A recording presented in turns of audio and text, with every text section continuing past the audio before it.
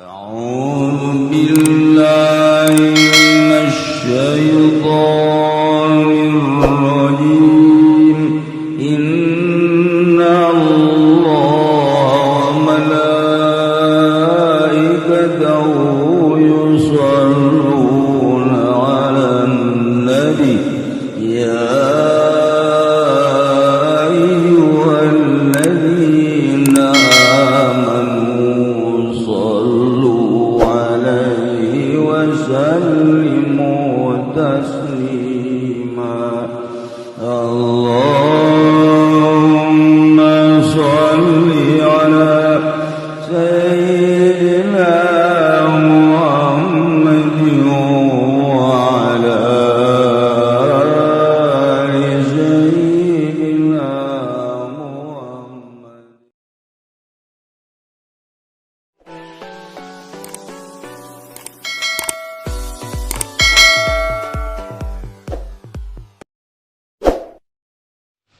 أعوذ بالله من الشيطان الرجيم بسم الله الرحمن الرحيم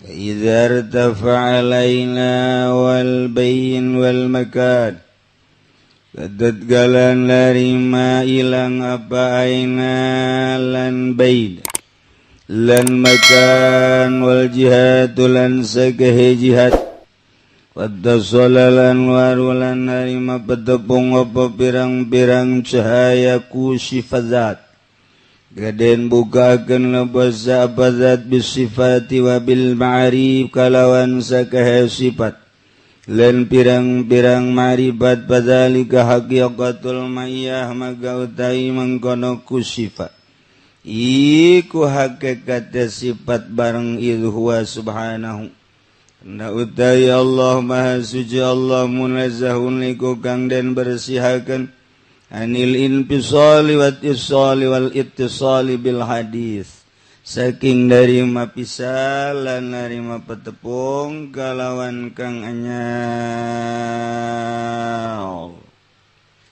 walau taro urang nyaritakeun tentang sifat barengna Allah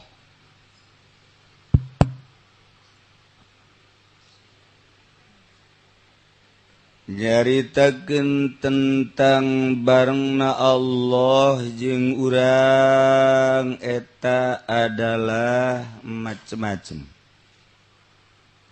Barengna bil ilmi umumun.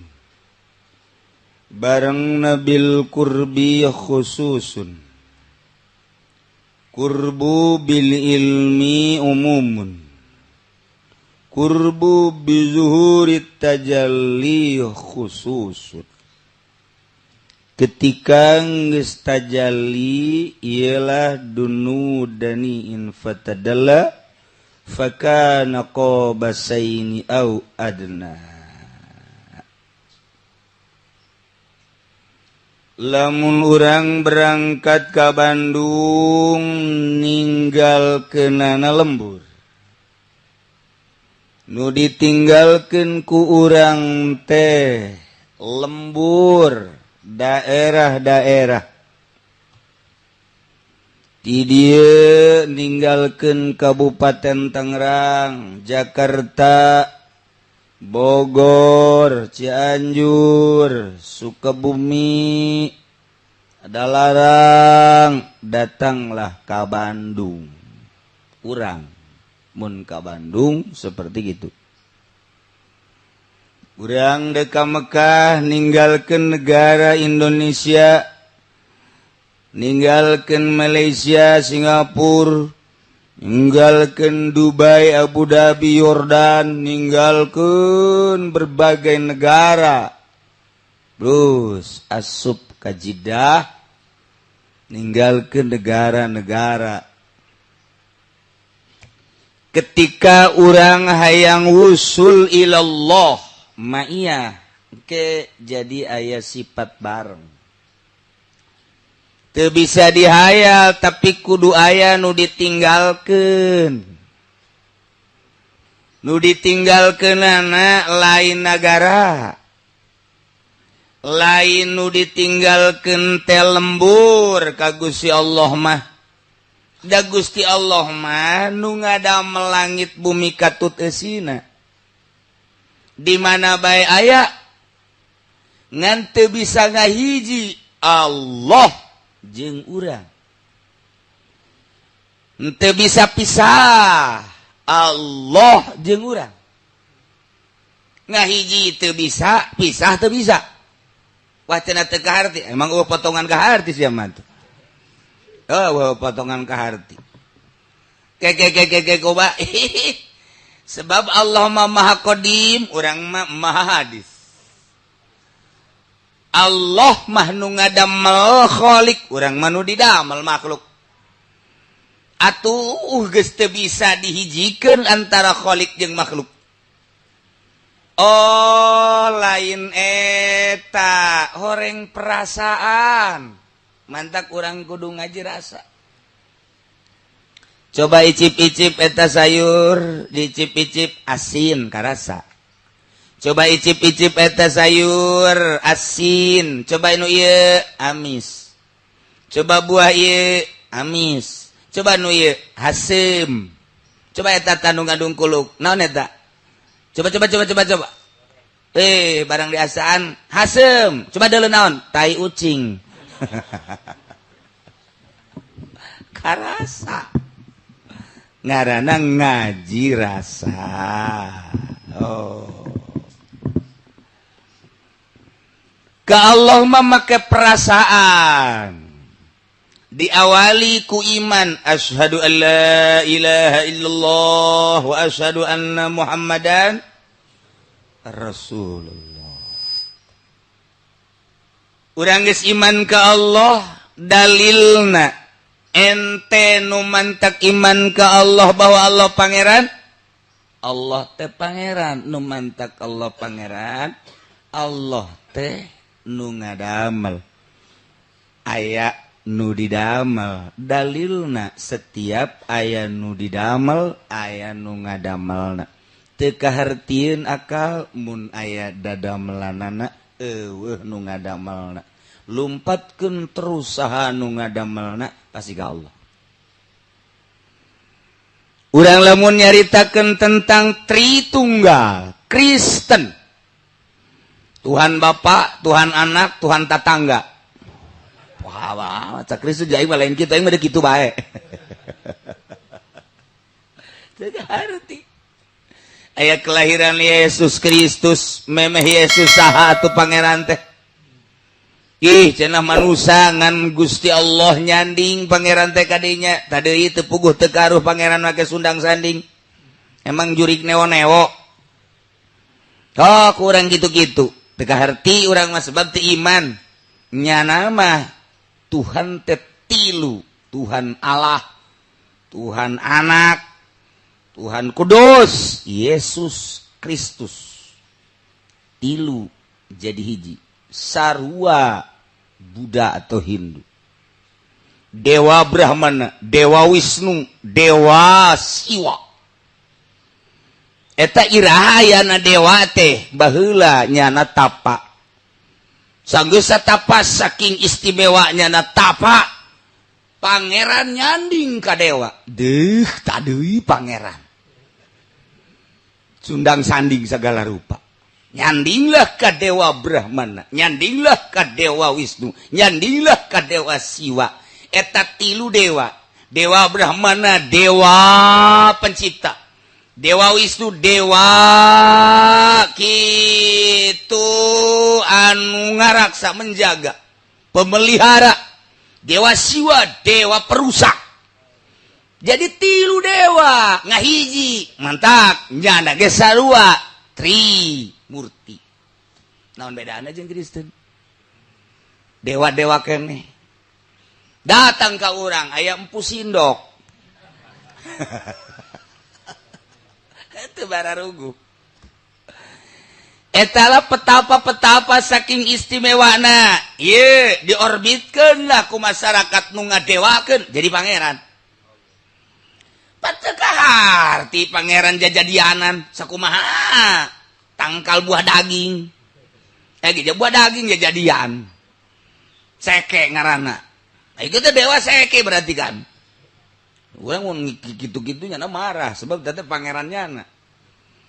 Di dewa-dewa di pangeran-pangeran lain sok nu nyiptakeun saha kumaha mimitina mana geura kitabna nyeuleuhnya anak kitab yeun anak kitab Injil jeunan nyana lain Injil nu asli Taurat nyana lain Taurat nu asli kitab Weda jeunan nyana emang kitab Weda bah jeunan nyana bapeda menang nyana dan lain-lain sebagainya berbagai kitab jeunan nyana baca Al-Qur'an beres kabeh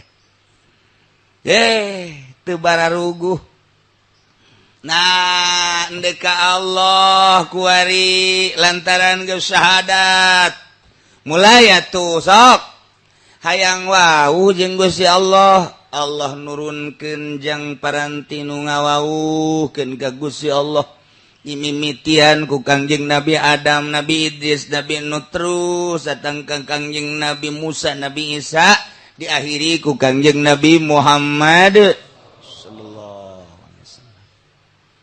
Kangjeng Nabi teh dek ngawauhkeun makhlukna ka Gusti Allah yuk urang ka Allah make syariat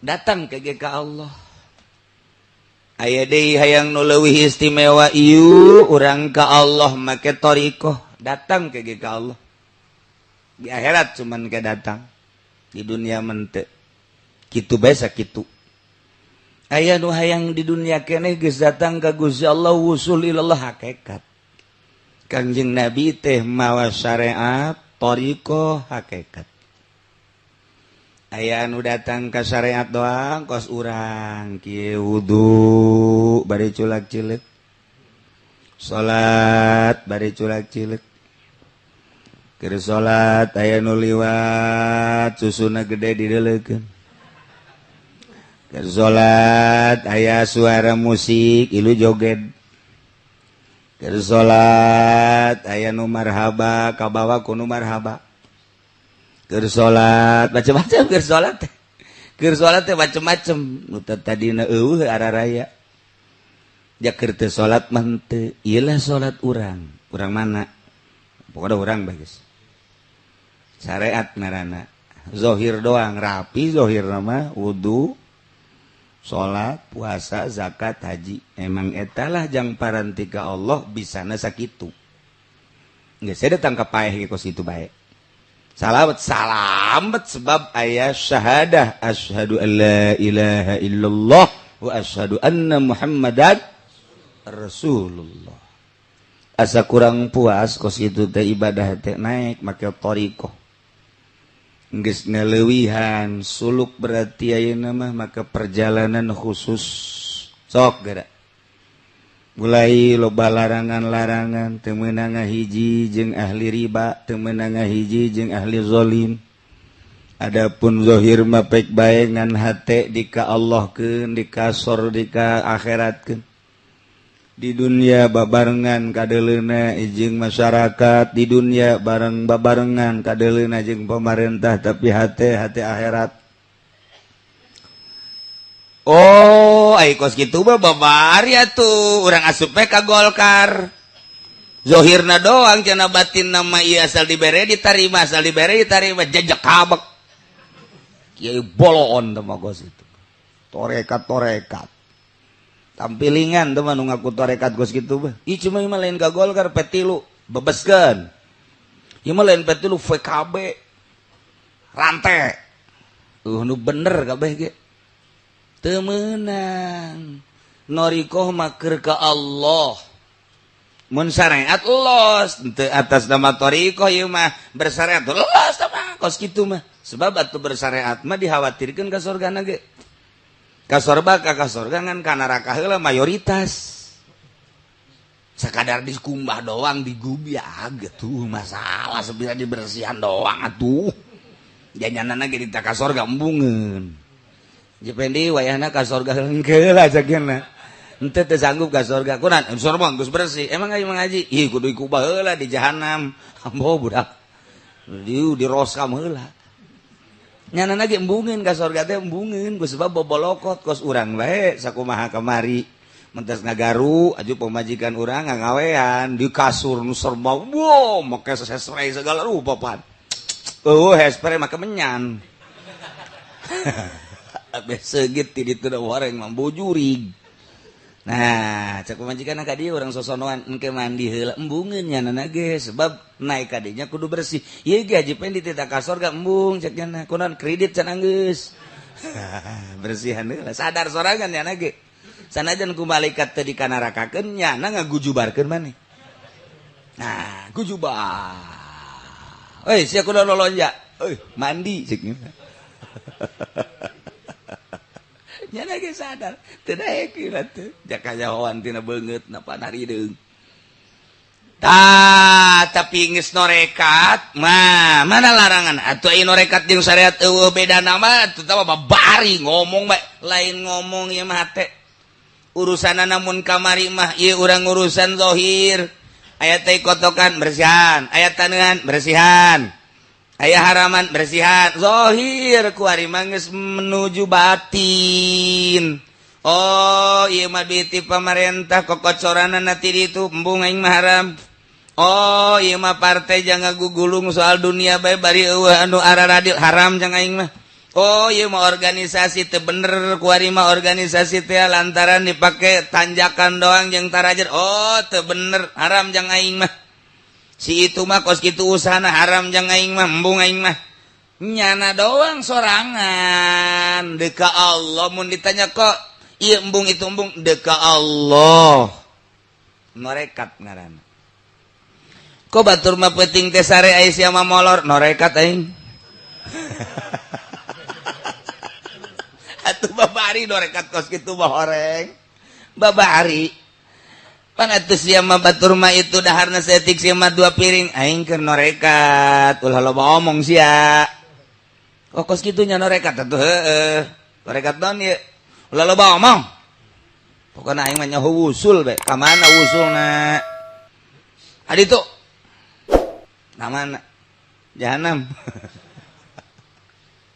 atuh ayo beda wah maka kudu aya nu nuduhkeun atuh tentang batin teh geus digambar atuh ke awak teh di jerona nu digambar teh lain di luar urang teh lamun neuleuh zahirna mah ieu teh sirah neuleuh zahir mah ieu teh leungeun neuleuh zahir mah ieu teh dada neuleuh zahir mah ieu teh beuteung neuleuh zahir mah ieu teh kubul dubur neuleuh zahir mah ieu teh suku jerona coba batinna digambar bakal ngarupa Allah bakal jadi lafaz Allah coba ge urang kieu teh setuh tuh ieu bakal jadi Allah bakal jadi Allah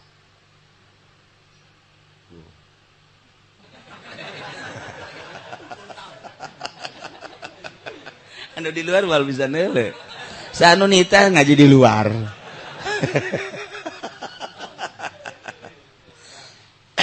iya bakal cerita ala kadar doang iya bakal jadi Allah ti dieu ka dieu bakal jadi Allah lamun di torikoh ke iya jadi Allah digambarkeun percis ke bakal narik nanti manangan di bayangan we wungkul tuh nu lain Allah iya bakal jadi ti dieu bakal jadi kabeh eta zahir jang ngabayangkeun batin wari di jero ku urang digambar mulai make lembutan bisa jeung henteu kumaha maneh cak guru usahakeun tahap awal ieu ka dieu tahap kadua ieu ka dieu ka katilu ieu ka dieu sok heula mulaian geus teu kudu dipotokopi kitab thariqah mah sebab tah perjalanan kumaha guru bae mere sanajan teu boga tulisanana masalah tarikoh mah daripada boga tulisanana teu dilaksanakeun dibuka bae emang amil amil nah buka deui berup jari lima juru kujarang jeung gasoje sejumna jeung dalu kana weh dalu kana naon kada kamari aing ngaji pohoan ji atuh kumaha sia lain ka mana kara walipu aing mah lain walipu ja kamari ti guru walipu lain aing mah naon cak nu saurang abdadi abdadi walipu dicak nu saurang abdadi cak urang ribut gelut taluk padahal bener kabeh nah ieu keur carita lain kos kitu tariko mah teu kudu boga bukuna ayo bae ti guru soga ja praktek ti guru sila sia sila kieu silana bareng sia bareng tarik nafas tuturkan beat ngaranna laksanakeun eta nya peting sia hudang ngising sia piting ngising ngisang sia ajo ngopi beres hes deui babari orang norekat itu kos itu norekat si kos itu makana guru ne kumaha lalakona jatarikoh mah perjalanan menuju Allah suluk disebutna di kadituna acak-acakan torekat teh haju aya di Golkar norekat teh haju aya di partai cak anu di ditu deuk ka Allah mah akur bae deuk di mamana ge nu penting karena Allah bisa henteu sia di Golkar kena Allah dibabeeteun sia ku aing je sok aju kitu sia gelut sia jeung aing tungtung nadek norekat gelut bae kunaon teh laranganana nu mantak dilarang mal bisa gitu bae sule ese-ese ieu teh deuk ditinggalkeun tuh nya eta keur norekatna bae ge hese tahap awal tahap kedua tahap wah tahap-tahap aya nu dibagi 4 nu dibagi teh nu bagi 2 sugro kubro daerahna doang teh mah adapun kadituna dibimbing ku guru ulah ieu kudu perjalanan ngaran nu mantak teh kudu boga tulisanana ongkos urang ngaji Quran urang unggal isuk-isuk ka guru bismillahirrahmanirrahim terus alhamdulillahirabbil alamin balik deui alhamdulillahirabbil alamin balik deui alhamdulillahirabbil alamin weh beuki parah budak lain beuki bagus beuki parah alhamdulillah ain cak guruna tadi dia teh coba sakali di guru dibere hot nah lek bae teh ngeunaheun ieu sering-sering ki aing seubeuh cak guru teu gaji tajwid tapi praktek sok terus alhamdulillahirabbil alamin hasia lain balik deui alhamdulillahi rabb cak murid deuk iraha geus aing tasdidkan rabbil rabb alhamdulillahi rabbil rabb budak nya geus ngap-ngapan bae di geus sajam masih kana bulak-balik alhamdulillah rabb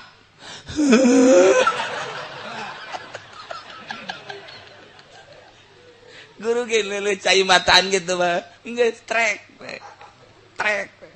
istirahat balik deui isuk aja deh alhamdulillahi rabbil alamin arrahmanir rahim maliki yaumiddin iyyaka na'budu wa iyyaka nasta'in terus ihdinas siratal mustaqim terus siratal ladzina an'amta 'alaihim ghairil maghdubi 'alaihim waladdallin doh ieu budak menang di mana sih eta menang tina koran ulah doh bot waladdallin ghairil maghdubi 'alaihim waladdallin bos yang mah dal tambah bot Cerik deui. Aduh, budak dekat. Tilu batik, katilu. Ghairil maghdubi alaihim waladhdallin. Wow, kopiah nganceleng. Wah. Beres hasil dicarekannya nyaho tasdid praktek dah doang ketika ditanya mah ai eta rokna kandel apa ipis teh nyaho nu penting bunyi na kos kitu ketika rabbi eta naon ngaranna teu nyaho tapi praktek namanya nyaho ketika manehanana nyaritakeun iya kana budu parcis tapi teu nyahona naon ketika walau do di mana posisina nya teu nyaho tapi pas jasa didengekeun ku urang rapi amat tapi teu nyaho ikhfa idgham izhar gunah dan lain sebagainya tapi rapi bandingkeun jeung Haji Pendi nu ngaji tajwid barangnya namanya ho ieu ikhfa ieu izhar ieu gunah ieu bila gunah dan lain sebagainya ai prak bae ngaji Fatihah urang embung ngamakmum asa pakia-kia amat alhamdulillahi rabbil alamin arrahmanir rahim wah ieu mah kudu kakedu ieu mah ieu teu bagus nya tajwid nama rapi tapi barang didengekeun teu bagus bisa tajwid lisan praktek teu bisa aya anu praktek bisa teu nyaho tajwid maning mana tuh kan janu penting nama ngaji tajwid ge jang bagus matak zaman baheula mah zaman baheula saquran diajikeun ka guru rapi luar biasa teu nyahoeun ikhfa teu nyahoeun gunah teu nyahoeun tajwid dan lain sebagainya teu nyahoeun qalqalah dan lain sebagainya tapi rapi macana baheula ge kitu ngaji thariqah teu nyahoeun ngaran-ngaran thariqah teh istilah-istilahna tapi nyarana percis noriqah kuariba lamun carita thariqah rapih jasa tapi proposal terus bae sumbangan ti pamarentah terus bae wayah kampanye Golkar nyana diharap hidup cak nu ditukan modar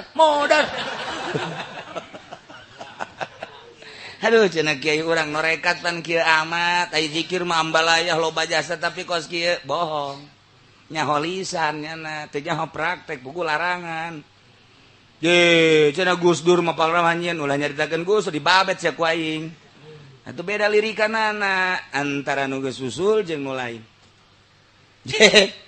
Gus Dur kerja di presiden emang kaunikan di dieu ka Jawa Timur berangkat set datang ke Jepara cek Gus Dur teh kita kesini dulu nih kesini kemana sini Gus kesini nih kesini kalau kadieu beres itu terus iya presiden ka gang nu leutik terus ini kita acaranya di sana dulu di apa namanya di Jawa Timur lagi tunggu ngomong apa terus datang aya pasar leutik mah didinya aya tukang kado kita beli kado dulu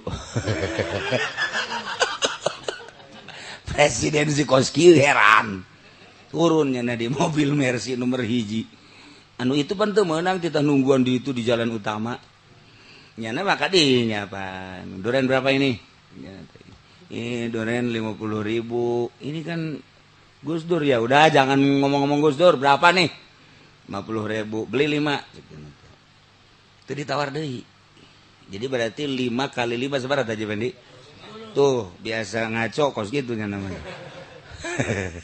biasa bayar ID bayar 10 juta kenyataan ya wah nggak geter-geter panu narima anak nggak geter dibayar 10 juta ya makasih ya cerik kan itu awewe anu dagangna awewe cerik jana yuk kita naik cak supir jeung ajudan beli duren 5-10 juta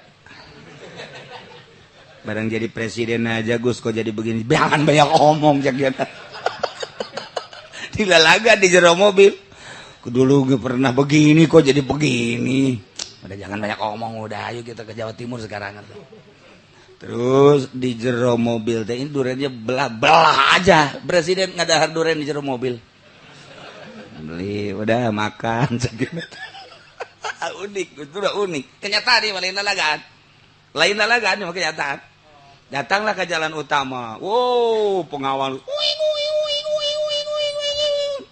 Terus diberangkat lagi. Cak pengawal, habis dari mana emang dulu? Jangan banyak omong gitu.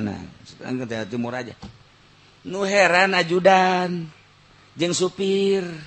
Nyana di Jawa Timur ngomong bahasa kumaha si Cuplis jeung si Unyil. Seknya itu tadi kita beli durian 10 juta. 5-10 juta. Nah, sekarang gini. Kita sampai ke Jakarta, nanti kita ke sana. Itu tadi tukang durian kita tanya. Coba ada enggak itu sebenarnya tukang durian? Oh, langsung beres ke Jakarta, datang deh ikan kadinya. Nah, tukang durian nutup. Nanya, tukang durian yang di sini, Mbak, kemana nih? Oh, dia di rumah. Di mana rumahnya? Diberi alamatnya. Sini lurus, belok, sesuai jeung tadinya. Imah nage kosong. Sasaha di imah. Nanya kata tangga. Mas, ya ini rumah tukang durian dia. Iya, ini kemana? Oh, dia sekarang lagi ke kota Jepara.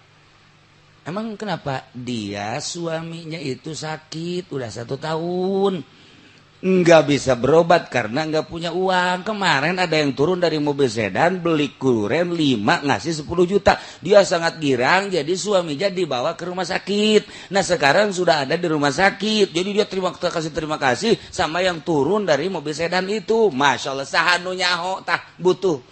Karena duit 10 juta jang naon gitu ngaranna ka rumah sakit sanu nyaho jeung sanu ngabejaan.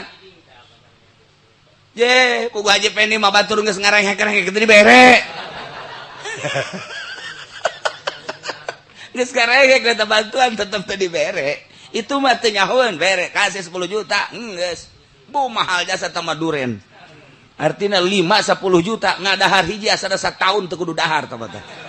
Ku mahal-mahalna. Ieu mah nu jadi masalah saha nu ngabejaan. Salakina muriang 1 tahun jagusdurna di Jakarta bae. Kemudian lewat kadinya heula, padahal di jalan utama kabeh titah cicing. Mungkin ceknya nasa gusdur setengah jam atau lebih, pokoknya bagaimana sampainya aja. Saha tah nu ngabejaan kos gitu. Masya Allah Karim. Kenyataan tah makan kos itu jelemana hirup keneh kuari. Mun ditanya di ngarana aya kabeh. Nyana ge gode kepala. Cager lah suamina, begitu cager dengan uang sakitu pas-pasan 10 juta. Nyana bebeja ke pemajikana ini lu dapat uang dari mana? Bebeja lah seperti itu. Nyana terus menelusuri ternyata Gus Dur. Nyana dek terima kasih mawa bakaka ke Jakarta. Atau mawa bakaka kerja dek terima kasih mangkaning make urang lembur, make sendal jepit sebelah lain. Datanglah ke istana Lego. Pegawai istana tidak boleh tamu yang begini masuk istana, nggak boleh. Gus Dur masuk, jak Gus Dur masuk, siapa bilang nggak boleh? Orang bawa bakakak pancal lu nggak bejaan mau bakakak eta. Masya Allah, bener gitu. Gus, terima kasih, ini suami saya sekarang alhamdulillah udah sehat. Saking terima kasihnya nih saya bawa bakaka ke sini Gus, buat Agus ya. Udah saya mah terima kasih. Udah saya sekarang mau pulang lagi nggak punya ongkos. Dibere ku Gus, balik Gus ka dihitung heteng biasa. Aju bakakakna ku Gus Dur teh di pesetan-pesetan nu tadi ngalarang teh ya, tuh dihareup, dibere mentokna. Makan loh buat lo tuh bakakak. Kadang gitu-gitu, aduh sering-sering tamu yang begini. Bukan, tadi larang loh. Gus Dur banyak unik baik. Tuh pernah anu nyaritakeun kejadian seperti gitu. Nu jadi masalah saha nu ngabejaan muriang 1 tahun teu boga biaya hese. Gus Dur nyahoin. Nah, ieu mah keur carita urusanna urusan syariat, urusan thariqah, urusan hakikat. Ieu keur carita lah Gus Dur ge ja norekat di partai tuturkeun Gus ya. Kos kituna hayu ulah jedekeun ka Gus Dur sia bae heulana. Sia mah pugu kadal ge di emam. Kadal di emam kadal. Komo rek oros mah tuh. Ieu norekat kos kiamat.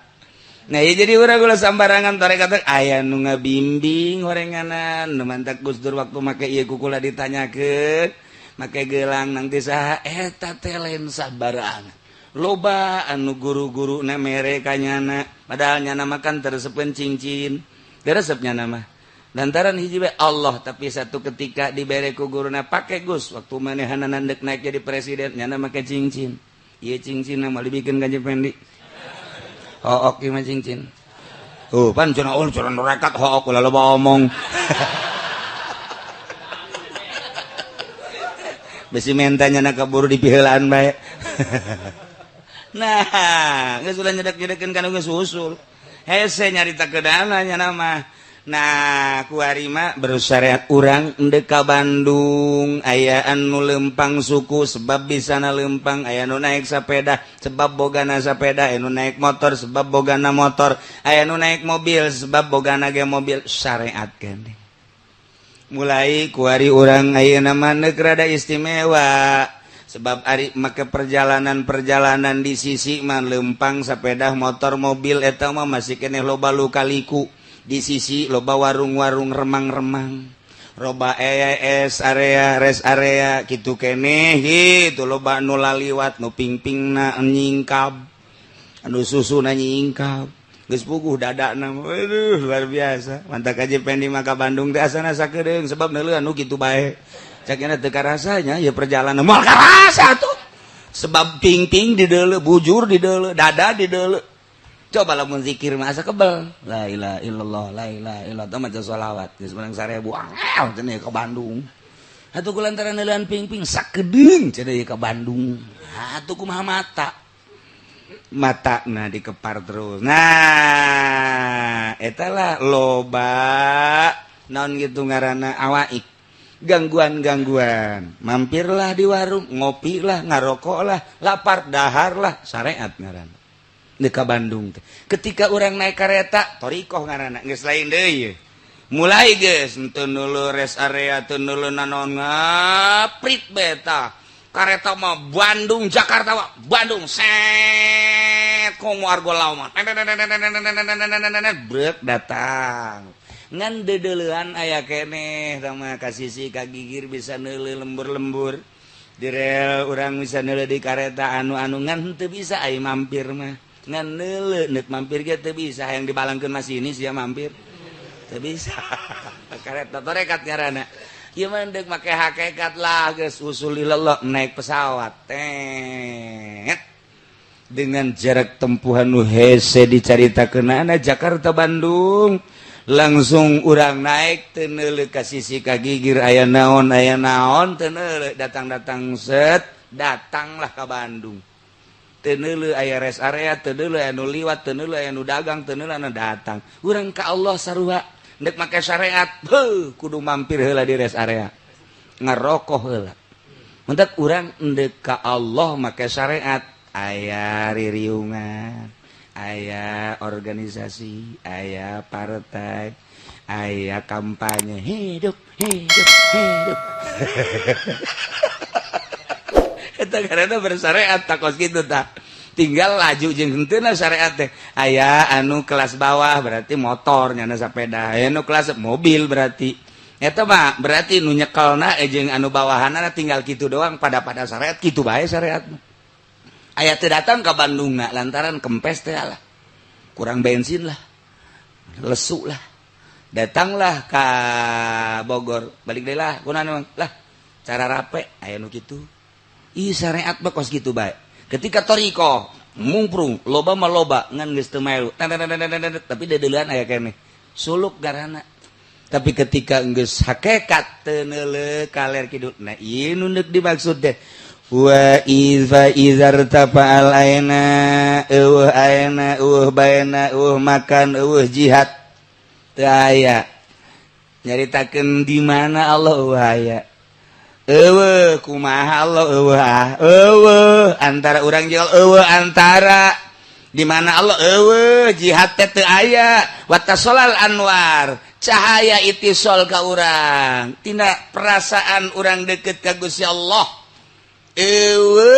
dunia makhluk dunia jeung makhluk teh urang deka Bandung nu ditinggalkeun teh negara kampung, urang deka Allah di jero hate ulah aya duniaan, ulah aya makhlukan. Hiji be Allah dengan cara suluk tadi menang pituah ti guru, dibimbinglah ku guru. Aya nu eko-neko set urangna cerdas, bisalah ka ditu ku sifat zat bis sifat wa bil ma'arif. Fadzalika haqiqatul ma'iyah. Etalah hakikat namanya perasaan sajeng Allah. Aduh geus eueuh nu dideuleu kabeh ge, eueuh nu kadenge iwal ti Allah, rasa tama kos kitu teh. Mafi jubati ilallah, eueuh naon di jero jubah kula kecuali Allah. Unsi jeung Allah, nya nama menghindar ti makhluk, menghindar ti dunia jeung Allah. Eueuh nanaonan mun dibongkar dadana hatena, eueuh nanaonan hiji be Allah. Datanglah nyana kahana hakikat ma'iyah asa bareng jeung Gusti Allah. Nah, idhuwa subhanahu munazzahun anil infisal wa ittisal bil hadis. Maha suci Allah karena Allah mah dibersihkeun tina infisal jeung ittisal bil hadis. Eueuh carita di mana kumaha keur kumaha jihad mana teu aya. Eueuh antara jeung Allah, urang mah kan aya antara.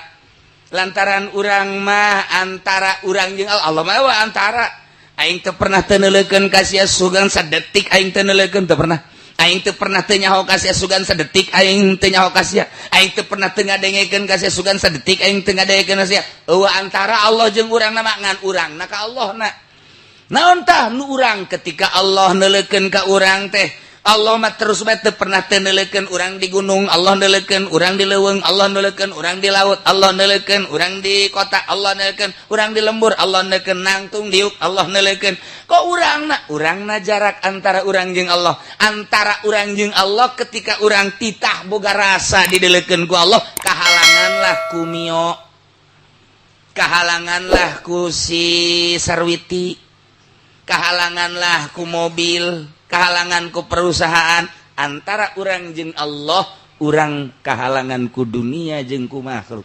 Etalah nu kudu dipicinan supaya Allah neuleukeun ka urang, urang ge asa neuleuh ka Allah. Hayang boga rasa kitu teh.